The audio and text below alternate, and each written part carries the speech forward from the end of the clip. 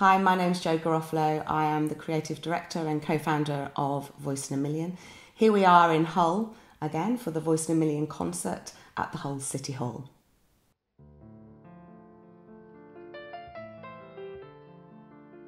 Voice in a Million started because I wanted to be a mum, really, and couldn't be a mum like everybody else could be a mum. So eventually, after lots of struggle and lots of heartache and lots of upset, my only choice was to adopt. That was the only thing I could do if I wanted to be a mum. And even then, my journey was not straightforward. I wasn't the person who just went to the local council and went down the route to be approved and got a baby. I spent 5 years battling to even be approved or even be assessed, not approved. I couldn't even get assessed. And eventually, after such a lot of fighting and such a lot of struggle and the effect it was having on me and my husband, we went away on a holiday to Jamaica at one Christmas because I thought I can't stay again and watch Santa and babies. So I'm going to the sun. I'll go to the sun and I'll get a tan. So that's what I did. I went, talked to my husband and thought, he said to me, do you know, we can go to North Africa. There is an orphanage in North Africa, in Tangier, and they have babies, and they have lots of babies, and now they will let Europeans adopt. I knew nothing about this, and my husband had done all the research. I didn't have a clue. So this was the Christmas. We came back. By the February, we were in Morocco. And within 2 days of going to this orphanage, I was now, in the eyes of the Moroccans, a mum to a 4.5-month-old little boy. And it was brilliant. I was a mummy, and I thought all my dreams had come true. And I came home and we'd done all our paperwork and we went to our council and we were like, great, we've got a baby, can we come home? And they were like, no, you can't. You can't come home. You're not approved by the UK. You're not approved to bring a baby into the UK. You're not approved to be adoptive parents.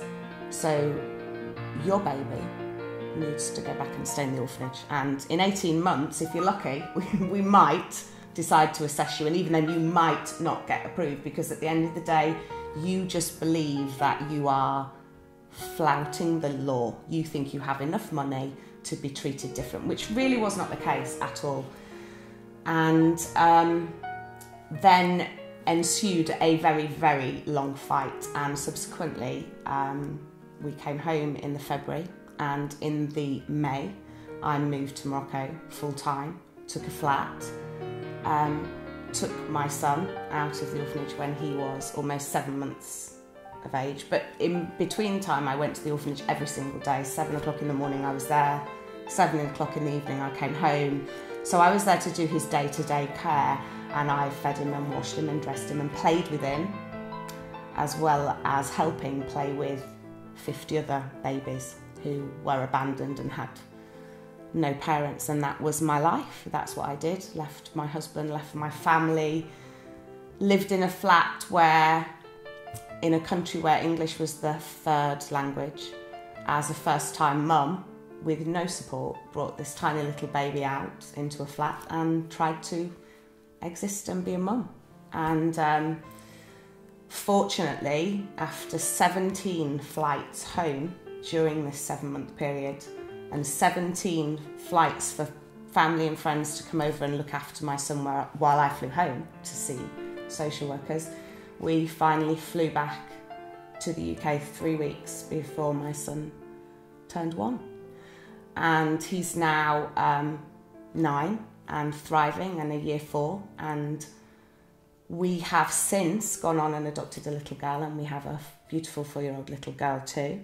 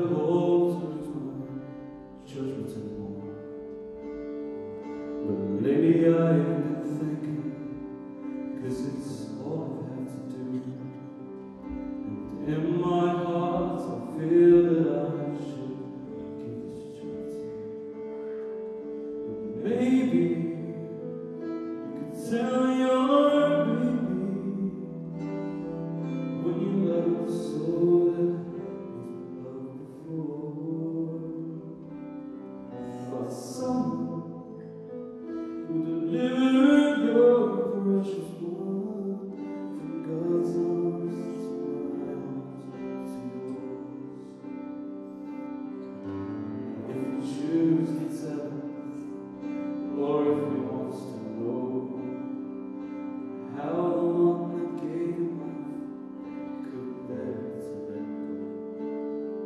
Just tell him there were sleepless nights, that I prayed and paced the floors, and in my only judgment to find was if this child was yours.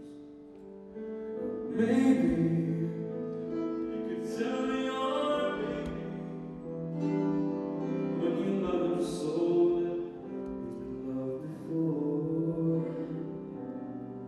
by someone who delivered your precious one from God's arms to my arms to yours.